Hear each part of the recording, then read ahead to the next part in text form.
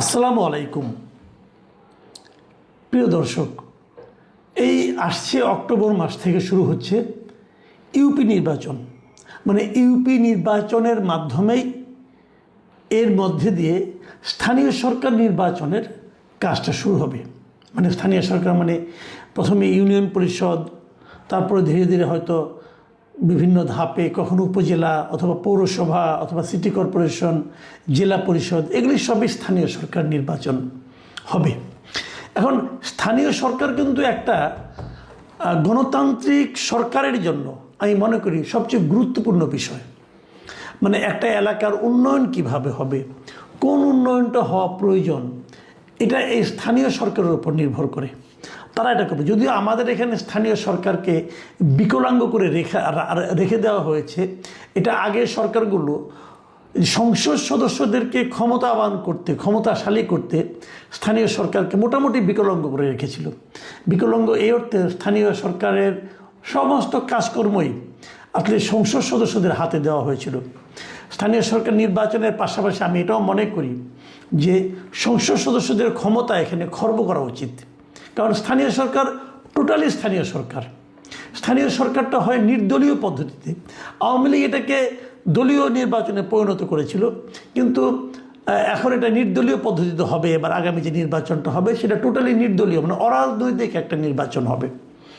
এবং অরাজনৈতিক নির্বাচন হলে পরে অরাজনৈতিক নির্বাচিত প্রতিনিধি যারা হবে তারা একটা রাজনৈতিক মানে আপনার প্রতিনিধির অধীনে কেন থাকবে, এটা একটা বড় প্রশ্ন। সেই বিবেচনায় আমি মনে করি সরকার যখন স্থানীয় সরকার নির্বাচনটা করবেন তখন তারা স্থানীয় সরকারের উপর সংসদ সদস্যদের যে খবরদারিত্ব, মাতব্বরি, এটা যেন কমিয়ে দেন, সেদিকে তারা যেন সচেতন থাকেন। এই একটা প্রস্তাব আমার থাকলো। কিন্তু আমার আসলে আজকের মূল আলোচনার বিষয় কিন্তু এটা না। মূল আলোচনার বিষয় হলো এই স্থানীয় সরকার যেহেতু একটা অরাজনৈতিক নির্বাচন, তো এই নির্বাচনে আওয়ামী লীগের বিভিন্ন পর্যায়ের নেতাকর্মী যাদের বিরুদ্ধে কোনো মামলা মোকদ্দমা নাই, যারা নাকি নির্বাচনের স্বাভাবিক আইন অনুযায়ী নির্বাচনের অযোগ্য নয়, তারা থাকতে পারবে কি পারবে না, এই হলো আমার আজকের মূল আলোচনার বিষয়। এখন গতকালকে বিএনপির রিজভী আহমেদ উনি নির্বাচন কমিশনে গিয়েছিলেন এবং নির্বাচন কমিশনে যাওয়ার পর ওনারা এখানে বিএনপির আসলে হিসাব নিকাশি দিতে গিয়েছিলেন, যাদের আয় ব্যয়ের হিসাব, সেটা অন্য হিসাব, অন্য আলোচনা। কিন্তু ওখান থেকে বের হওয়ার পর সাংবাদিকরা তাকে জিজ্ঞাসা করেছিল যে স্থানীয় সরকার নির্বাচনে আওয়ামী লীগের যে সমস্ত লোকজন আছেন, বিভিন্ন দলীয় পদে আগে ছিলেন, কিন্তু এখন তো আওয়ামী লীগের মানে আপনার রাজনৈতিক কর্মকাণ্ডই তো স্থগিত আছে, কিন্তু তাদের বিরুদ্ধে কোনো মামলা মোকদ্দমা নাই অথবা এমন কোনো ঘটনা তারা ঘটান নাই যে কারণে তাকে প্রচলিত নিয়মে নির্বাচনে অযোগ্য ঘোষণা করা যায়। তো এমন লোকজন নির্বাচন করতে পারবে কি পারবে না। এখন এই প্রশ্নটা ওনাকে করার প্রয়োজনটা কেন ছিল?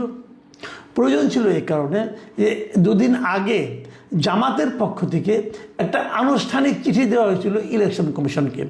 সেই চিঠিতে তারা বলেছিল যে যেহেতু আওয়ামী লীগের কার্যক্রমে নিষেধাজ্ঞা আছে, সরকারি নিষেধাজ্ঞা আছে, অতএব এই দলটির কোনো নেতা কর্মীকে যেন স্থানীয় সরকার নির্বাচনে প্রার্থী হতে না দেওয়া হয়। তারা এরকম একটা প্রস্তাব নির্বাচন কমিশনের কাছে দিয়েছিল। আপনার কাছে মনে হতে পারে যে এই প্রস্তাবটা এটাকে মামার বাড়ি আবদার নাকি? হ্যাঁ, তারা মামার বাড়ি আবদারি করেছিল। তারা আসলে এখন পুরো দেশটাকেই তাদের মামার বাড়ি মনে করেন বলে আমার ধারণা। তা না হলে এই ধরনের আবদার তারা কেন করবেন? দেখেন, এই আবদার নিয়ে আমার আপত্তি জায়গাটা কোথায় সেটা আমি বলি। যে কারণে আমি এটাকে একটা অন্য বিশেষণ মানে মামার বাড়ির আবদার হিসাবে উল্লেখ করলাম। এটা কেন সেটা বলি। ঘটনা হলো এটা হবে একটা অরাজনৈতিক নির্বাচন। এই নির্বাচনে কোনো রাজনৈতিক দল, আমরা যখন এমপি ইলেকশন হয় তখন কিন্তু পলিটিক্যাল পার্টিকে ইলেকশন কমিশনকে পলিটিক্যাল পার্টি একটি চিঠি দেয় তাদের দলীয় প্যাডে। দলের সাধারণ সম্পাদক অথবা দায়িত্বপ্রাপ্ত ব্যক্তি চিঠি দেন। সেই চিঠিতে উনি বলেন যে অমুক লোকটা আমার প্রার্থী, মানে আমার দলের প্রার্থী, তাকে আপনারা আমার দলের প্রার্থী হিসাবে মনোনয়ন দেন এবং আমার দলের জন্য যে নির্ধারিত প্রতীক আছে এই প্রতীকটা আপনারা তাকে বরাদ্দ দেন। এটা হলো রাজনৈতিক নির্বাচন। তার মানে যে আত্মীয় সংসদ নির্বাচনে বিএনপির প্রার্থীদেরকে ধানের শীষ দেওয়া হয়েছে, জামাতের প্রার্থীকে দাঁড়িপাল্লা দেওয়া হয়েছে, এটা কিন্তু মানে আপনার রাজনৈতিক নির্বাচনের ক্যারেক্টারটা এরকম। কিন্তু এই নির্বাচনে কিন্তু এই দাঁড়িপাল্লা, ধানের শীষ, হ্যাঁ, অথবা আপনার ওই যে এই শাপলা কলি এগুলি কিছুই থাকবে না। কারণ এটা হলো একটা অরাজনৈতিক নির্বাচন। আমাদের নিবন্ধিত যে রাজনৈতিক দলগুলো আছে, এই দলগুলোর জন্য যে সমস্ত প্রতীক বরাদ্দ দেওয়া আছে তার কোনোটাই এখানে থাকবে না। যদি কোনোটাই এখানে না থাকে তাহলে কে কোন দল করলো এটাও কোনো ইস্যু হতে পারে না। সরকার যেহেতু শুরু থেকে বলছে এটা অরাজনৈতিক নির্বাচন, তো আওয়ামী লীগের নিষেধাজ্ঞা করা হয়েছে কীভাবে? আওয়ামী লীগের রাজনৈতিক কর্মকাণ্ড নিষিদ্ধ করা হয়েছে। তো এটা তো রাজনৈতিক কর্মকাণ্ড না, এটা তো একটা অরাজনৈতিক নির্বাচন। তো এখানে আপনি নিষিদ্ধটা কেন করবেন? কাজেই আমি এটা বলেছি এটা একটা মামার বাড়ির আবদার, কিন্তু এই মামার বাড়ির আবদারকে কিন্তু আপনি এড়িয়ে যাবেন না। কারণ মামার বাড়ির আবদার কিন্তু অনেক সময় গৃহীত হয়ে যায়। কেন হয়ে যায় তার কোনো যুক্তি নাই, হয়েছে কিন্তু অতীতে হয়েছে। আমি তো এই কথাও বলি যে জামাত এই ধরনের প্রস্তাব দেওয়ার লজিকটা পায় কোথায়? লজিক খুব সিম্পল। এই যে আইনজীবীদের যে ইলেকশনগুলো হয়ে গেলো কয়েকদিন আগে, সুপ্রিম কোর্ট বার ইলেকশন হলো, সেখানে কিন্তু কিছু লোককে প্রায় 40 জন প্রার্থীকে বাতিল করে দেওয়া হয়েছিল। কেন বাতিল করে দেওয়া হয়েছিল? বলা হচ্ছিল যে এরা নাকি আওয়ামী রাজনীতির সঙ্গে সম্পৃক্ত। এটা কোন আইনে পড়লো এটা নিয়ে কেউ কোনো আলোচনা করে নাই। সরকারি দলও এটা নিয়ে কোনো কথাবার্তা বলে নাই। জামাত তো মহা খুশি, এনসিপিও কোনো কথাবার্তা বলে নাই।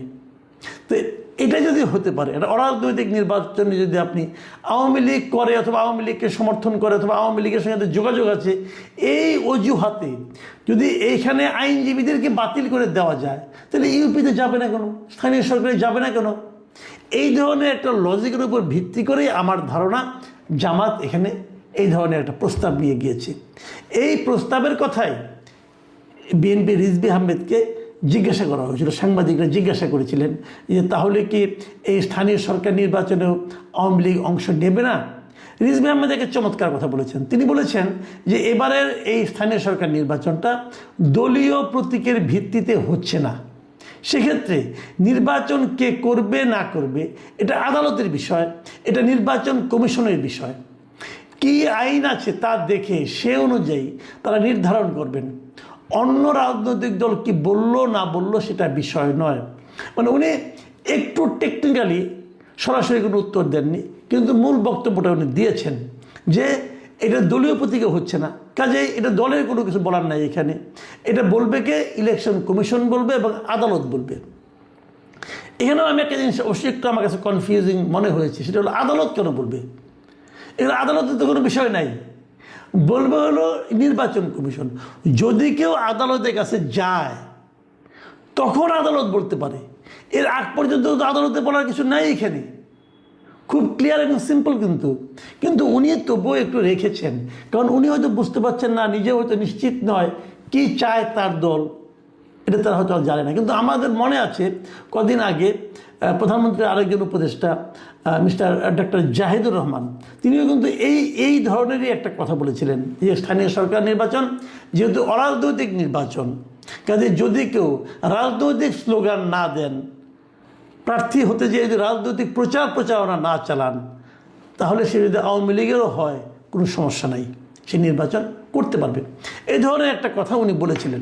সেক্ষেত্রে কিন্তু আমরা সরকারের মোটামুটি একটা ধারণা পেয়ে যাই যে সরকার আসলে কী চাচ্ছে।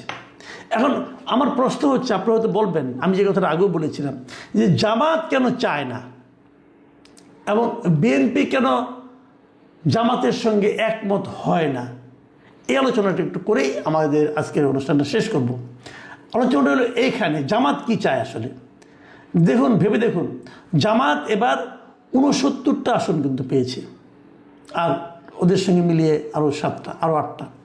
তো এই যে জামাতের 69টা আসন, জামাত তার জীবনে কোনোদিন এত আসন পেয়েছিল? পায়নি। জামাতের যে মূল দল, জামাত তো পাকিস্তান থেকে আসছে, পাকিস্তানের মূল দল ওদের, ওখানেও জামাতে ইসলাম পাকিস্তান আছে, পাকিস্তানের যে জামাতে ইসলাম তারা কখনো পেয়েছে না? তারাও পায়নি। তাহলে এবার তারা এত আসন পেল কি কারণে?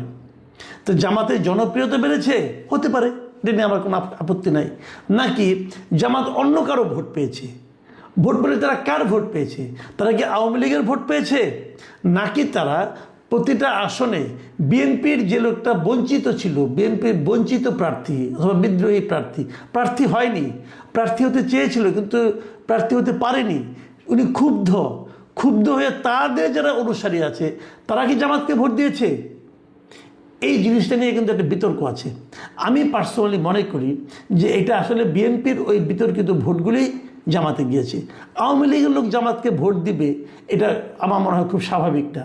দুই একটা জায়গায় ব্যতিক্রম হতে পারে, দুই একটা জায়গায় হয়তো বা প্রার্থীর জনপ্রিয়তার কারণে, প্রার্থীর গ্রহণযোগ্যতার কারণে, হয়তো আঞ্চলিক রাজনীতির প্রভাব প্রতিপত্তির কারণে হয়তো কেউ আওয়ামী লীগের লোকজন জামাতকে ভোট দিতে পারে, কিন্তু নর্মালি দিয়েছে বলে আমি মনে করি না। কারণ আওয়ামী লীগের সঙ্গে জামাতের কিন্তু একদম মূল যে দ্বন্দ্বটা সেটা হলো আদর্শিক দ্বন্দ্ব, যে কারণে মনে হয় না তারা দিয়েছে। কিন্তু জামাত তো ভোট পেয়েছে। এই যে বিদ্রোহীরা যে জামাতকে ভোটটা দিল, তারাও কিন্তু জানে যে তাহলে আওয়ামী লীগে যারা ভোট দিয়েছে, কিছু লোক দেয়নি, যারা দিয়েছে ভোট দিতে গিয়েছে তারা ম্যাক্সিমামই বিএনপিকে দিয়েছে।